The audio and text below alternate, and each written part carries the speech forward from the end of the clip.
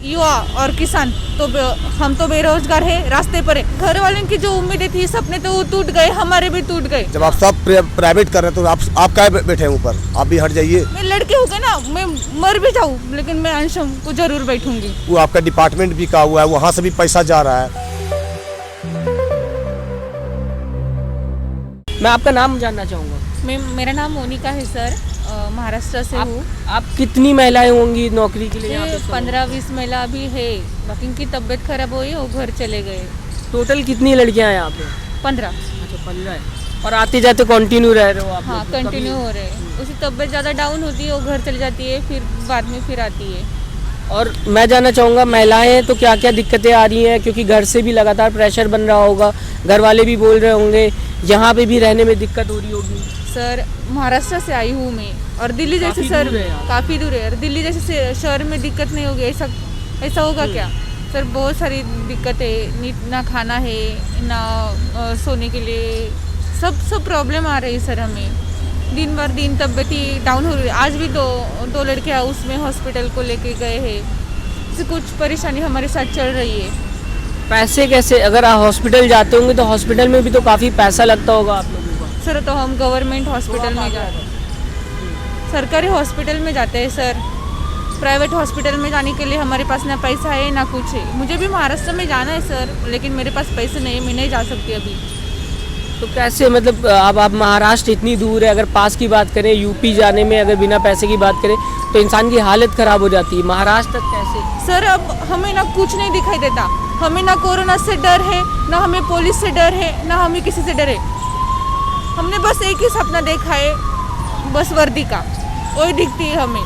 ना हमें मौत से डर है, ना किससे डर है, बस हमें वर्दी चाहिए, और वर्दी में हमें देश की सेवा करने के बाद चाहे कुछ भी हो जाए, लेकिन हमें अभी तो वर्दी दिख रही है। सरकार क्या लग रहा है आप लोगों को? सरकार की तरफ से क्या लग रहा है? सर सरकार तो गूंगी बेरी हो चुकी है, सुनकर भी वो ऐसी बर्ताव हमारे साथ कर रही है। हम जहाँ प्रोटेस्ट के लिए जाते हैं वहाँ वो हमें डंडे लेकर हमारे पीछे भागती है, ना कुछ करने देती है। जब हम प्रोटेस्ट में जाते हैं 2 आवर्स की परमिशन मिलती है। जब हमें पुलिस को मुझे पूछते हैं कि क्यों तुम ऐसे कर क्यों रहे, तो पुलिस बोलती है हमें ऊपर से प्रेशर है। क्यों? किसका प्रेशर? सरकार का प्रेशर। सर हमने 2 महीने से सब कुछ ट्राई किया है, निवेदन भेजा है, CMO ऑफिस हो, PMO ऑफिस हो, यही नहीं तो हमने राष्ट्रपति को भी इच्छा मृत्यु पत्र दिया है, लेकिन हमें कोई भी किसी के पास से भी पॉजिटिव रिप्लाई नहीं आता। ऐसा नहीं हमें विरोधी पक्ष ने जैसे कांग्रेस हो उनके पास भी गए, लेकिन वही हमारी कुछ मदद नहीं करते। फिर सर कांग्रेस तो सत्ता में नहीं है ना, पावर में ही नहीं है। सर क्या हो, उनका फ़ायदा हो तो मदद कर सकती है ना, उनको लगा इससे क्या हमारा फ़ायदा नहीं हो, तो वो तो हमारी मदद अभी नहीं कर रही। नहीं, अगर कांग्रेस की तो वैसे भी राहुल गांधी दर दर भटकते रहते हैं, तो उनका कहाँ पावर है कि वो कुछ कर सके? मेन तो बीजेपी बोलती है बेटी पढ़ाओ बेटी बचाओ। कैसा सर ये सब झूठे, बीजेपी ना क्या चल रहा है, सब झूठे वादे करती है। अभी पंजाब में जाकर कह रहे हैं कि हम इतने रोजगार देंगे, उतने रोजगार देंगे। बंगाल हाँ तो बंगाल के सारे लड़कियाँ यहाँ पे लड़के हैं, लड़कियाँ है कहाँ, वो तो यहाँ वहाँ घूमते हैं, उनको कहाँ रोजगार मिला है? सरकार सर एक भर्ती की प्रोसेस होती है, रिटर्न होती है, फिजिकल मेडिकल, हम टेस्ट पार चुके 55,000 बच्चे हैं, हमको ज्वाइनिंग नहीं दे रही, तो सच में 4 लाख 5 लाख रोजगार देंगे? नहीं देंगे, झूठे दावे करती है। मैं सरकार के एक ही रिक्वेस्ट करूंगी कि ऐसे झूठे दावे मत बनाओ, और जब आप चुनाव में ना ऐसे मुझे सच बोल के आओ सामने। और हमने तो बीजेपी को दिया था, बीजेपी से हमारी बहुत सारी उम्मीद थी कि कुछ करेंगे, लेकिन अभी तो कुछ कर रहे। देश किसका है? युवाओं का है। युवाओं का है, युवा की तरह किसानों का है, युवाओं का है। किसानों के बच्चे चाहते हैं ना फोर्स में, तो किसानों की नहीं सुनती, युवाओं को फिर किसका सुनेगी? लोकतांत्रिक देश है ना, सुनना चाहिए, देश हमारा है ना। हमने सरकार को हो रही है ना, देश में अगर बात की जाएगी बात तो हो रही है, डेवलपमेंट की बात हो रही है, डिजिटल इंडिया की बात हो रही है, मेक इन इंडिया की बात हो रही है। सर क्या झूठ दावे, सगळे झूठे दावे है सरकार के। कोई सरकार कुछ नहीं, हमारा तो कुछ नहीं। जो सरकार युवाओं की नहीं सुन सकती, किसानों की नहीं सुनती, वो कुछ नहीं कर सकती। कितना ही डेवलपमेंट करो, लेकिन युवा और किसान तो हम तो बेरोजगार है, रास्ते पर है। आज सब इंडिया ने किसका प्रोटेस्ट कर रहे हैं? बेरोजगारी और किसान रास्तों पर है। सरकार अच्छा आप ये बताइए कि अभी फ़िलहाल ये कह रहे हैं आप लोग कि हम अगर नहीं मिलती 10 तारीख से अनशन पे बैठेंगे, भूख हड़ताल पे बैठेंगे तो अभी से महिला जो है उनको दिक्कतें आ रही हैं, ऐसे में कैसे रह पाएंगी? सर मैं तो पहले गर्मी बताया, भी तेज हो रही है। हमने फिर 2 महीने से हम घूम रहे इधर उधर, कुछ होता नहीं। हम ऐसे भी जीते जीते मर गए।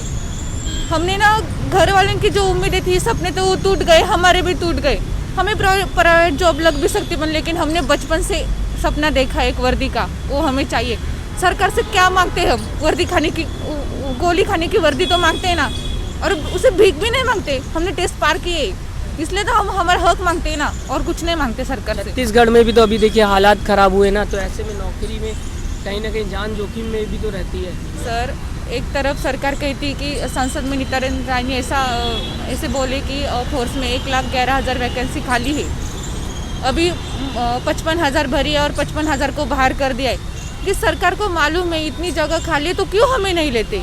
फोर्स की ताकत बढ़ जाएगी, किसका भला होगा? देश का भला होगा, तो क्यों नहीं सुनती सरकार?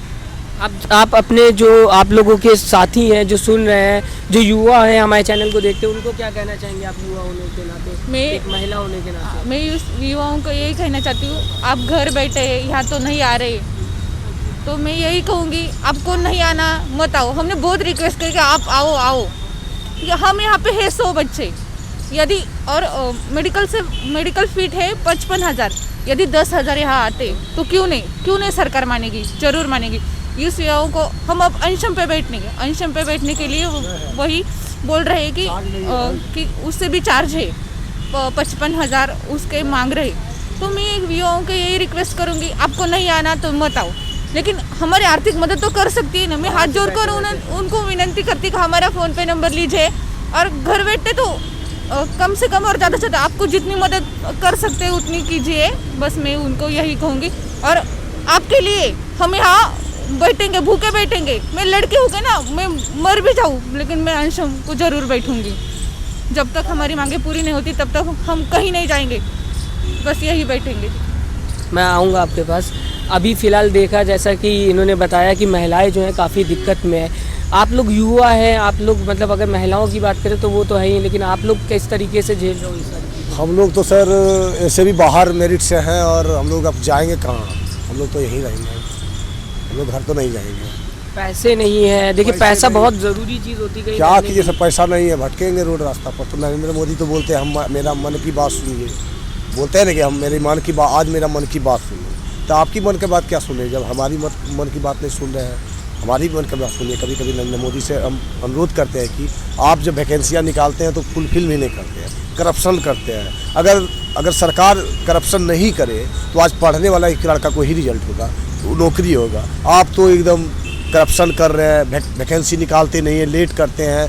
कोई वैकेंसी साल भर में कंप्लीट करना चाहिए था, आप 5 साल लगाते हैं। लड़का के साथ खेल कर रहे हैं आप वैकेंसी नहीं दे रहे, धीरे धीरे वैकेंसी आप निकाल क्यों रहे हैं? आप धीरे धीरे ख़त्म कर रहे हैं। आप तो प्राइवेटाइजेशन कर रहे हैं। अब बताइए सर कि प्राइवेटाइजेशन कीजिएगा तो महंगाई बढ़ेगा तो अब 10,000 रुपये में हम लोग कमाएंगे, तो हम लोग पढ़ के क्या फ़ायदा होगा? जब हमको, तो आप स्कूल बंद कर दीजिए, सारा बंद कीजिए। इसे प्राइवेट करना है तो इसे भी कर सकते हैं। अच्छा, प्राइवेट होने में अगर जैसे यहाँ की अगर बात करेंगे लोगों की, तो भारत कहीं ना कहीं गरीब देशों में आता है, डेवलप्ड कंट्री नहीं, डेवलपिंग कंट्री है। काफ़ी गांव है यहाँ पे, शहर तो बहुत कम है। तो प्राइवेट होने पे क्या लगता है, गांव में असर पड़ेगा युवाओं? असर बहुत बड़ा पड़ेगा सर। प्राइवेट कीजिएगा सर तो कहाँ से डेवलप होगा गांव? नहीं, अगर गांव भी कोशिश करें ना, जैसे शहर में है, अगर हम बात करें प्राइवेट चीज़ें महंगी होती है, लेकिन वो सफाई भी होती है, उसमें फैसिलिटीज़ ज़्यादा मिलती है। ठीक है सर, प्राइवेट आप कीजिएगा तो उसका सैलरी कितना रहेगा? 10,000 रुपया रहेगा। तो अब महंगाई अब चरम सीमा छू रहा है सर, तो 10,000 रुपये मैंने होगा सर? बताइए सर, प्राइवेटेशन में कुछ नहीं होगा। सरकारी आप बेच रहे हैं तो सरकार भी प्राइवेट हो जाए, तो हम किसी को भी तो सरकार भी प्राइवेट हो जाए। जब आप सब प्राइवेट कर रहे हैं तो आप क्या बैठे हैं ऊपर? आप भी हट जाइए। वो तो फिर सरकार है ना, सरकार का भी प्राइवेट तो आप भी प्राइवेट हो गए। अच्छा, तो हम लोग से वोट क्यों मांगते हैं? वोट तो उनका अधिकार है। अगर वोट प्राइवेट कीजिएगा तो आप रह के क्या कीजिएगा? सरकार नहीं चाहिए हमको, सब प्राइवेट रहेगा। अच्छा, ये यानी कि मान लिया जाए अगर सरकार हर चीज़ प्राइवेट करेगी तो सरकार को हटाना तय है, युवा ये कह रहा है आज देश। हम तो यही कहेंगे सर कि मोदी सरकार जो है जब आया था सर कि 2014 में कि हम बेरोजगार को रोजगार देंगे, इससे अच्छा तो कांग्रेस था। कांग्रेस कम से कम इतना नहीं था कि रोजगार कोई भी वैकेंसी सर निकालते रहता था। आज लड़का पढ़ने लिखने वाला सब जाता था उसमें सर, साल भर में निकालता है, 5 साल में निकालता है सर। अब 5 साल में निकालता है। हम लोग का ओवर एज हो गया, हम लोग जनरल कैटेगरी के हैं, हम लोग का 18 से 23 तक एक फॉर्म अप्लाई किए, आपका एज खत्म हो गया। और आप कोविड-19 की चलती, कोविड-19 के कारण आप सब चुनाव अपना टाइम पर करा रहे हैं, सब चीज़ कर रहे हैं। तो हम लोग को जब हम लोग का एज ओवर हो गया, इसका जिम्मेदार कौन है? आप हैं। अगर आप, हम तो यही कहेंगे। इसमें देखिए कोविड-19 भी था, साथ ही साथ चुनाव भी चलते रहते हैं। चुनाव, अब मान लीजिए सरकार, असम चुनाव है, कल बंगाल चुनाव है, बिहार चुनाव में 19 लाख रोजगार दे दिए, बिहार चुनाव में दिया है। और बंगाल में 70 लाख, और असम में 1 लाख की कितना गच रहा है। फिर इस नौकरी नहीं देगा सर, ये सरकार नौकरी देने वाला नहीं है। क्योंकि हम लोग काफ़ी मेहनत किए सर इसमें, इस फौज में, और बहुत अधिक मार्क्स लाए। कौन सा रूल लाया है नॉर्मलाइजेशन, ये रूल नहीं होता तो हम लोग को सबका जॉब हो जाता सर। नहीं, अभी सरकार का काम, सरकार तो ये कहती है हमारा काम नहीं है नौकरी देना, हमारा काम नहीं है, मतलब हम तो चाह रहे हैं कि देश की व्यवस्था सुधरी रहे। तो अच्छा ठीक है, आप नौकरी नहीं दीजिएगा सर, तो हम लोग कहाँ जाएंगे? तो बोलते हैं भारत युवाओं का देश है, तब हम लोग कहाँ जाएंगे? आप नौकरी नहीं दीजिएगा तो क्या दीजिएगा? पकौड़ा बेचें? वो तो कहते हैं सही है ना, ये भी रोजगार है। तो क्यों आप स्कूल खोल रहे हैं, IIT मेडिकल कॉलेज, फलना, ये सब कॉलेज बंद कीजिए। जब पकौड़े बेचवाना है, MBA BBA BSc और सब डिग्री लेके क्या फ़ायदा होगा? वो तो पकौड़ा को भी बेच सकता है। अच्छा, अभी फिलहाल मैं जानना चाहूँगा जो अनशन चलने वाला है आप लोगों हम का। वो बोल रहे हैं सर कि जब आप बोले थे कि 2 करोड़ की रोजगार के युवा को नौकरी देंगे, आज 7-14 करोड़ हो गया, कहाँ दी आप नौकरी? तो 14 करोड़ नहीं मिले, और 55,000 जो थे वो भी, वो 55,000 भी, उसमें भी करप्शन भी हुआ है। मेडिकल रीमेडिकल सब में पैसा चला है। और अगर आपको भर्ती नहीं देनी है तो क्यों आप वैकेंसी निकालते हैं? अगर आपको पैसे से ही देना है तो सीधे कह दीजिए 8 लाख में भर्ती होगी। आपको लगता है कि पैसे पे ही चल रहा है इस समय? ये पैसा पर सर, खुद हम देखे हैं सर, तब न हमको कभी विश्वास नहीं हुआ कि हम सोचे कि स्टेट में होता है करप्शन होता है, हम लोग केंद्र में भी नहीं, हम लोग जानते थे मोदी जी हैं, करप्शन होने नहीं देंगे, चोरी वो तो दावा कर रहे हैं ना कि मेरे होते हुए करप्शन। तो भाई तो करप्शन नहीं हो रहा है सर। तो मेडिकल में फ़ोन करके पैसा मांग रहा है, वो कहाँ से हो रहा है? वो आपका डिपार्टमेंट बिका हुआ है, वहाँ से भी पैसा जा रहा है। सब सरकार मिली जुली भगत है सर, ये वैकेंसी बिक चुका है। चैनल को लाइक शेयर एंड सब्सक्राइब करें और बेल आइकन दबाना ना भूलें।